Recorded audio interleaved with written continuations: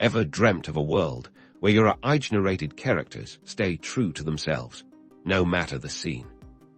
To achieve consistent character design in Sora 2, the first crucial step is establishing a robust base character.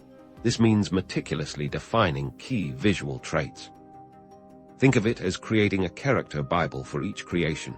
Pay close attention to unique identifiers: the precise shape of their eyes, the nuances of their nose, the curve of their lips, and any defining birthmarks or scars.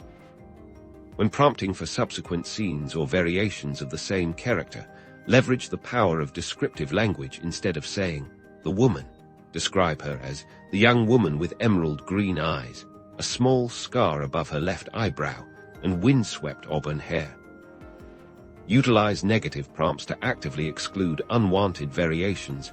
If your character never has freckles, add "no freckles" to your negative prompt to reinforce their established look.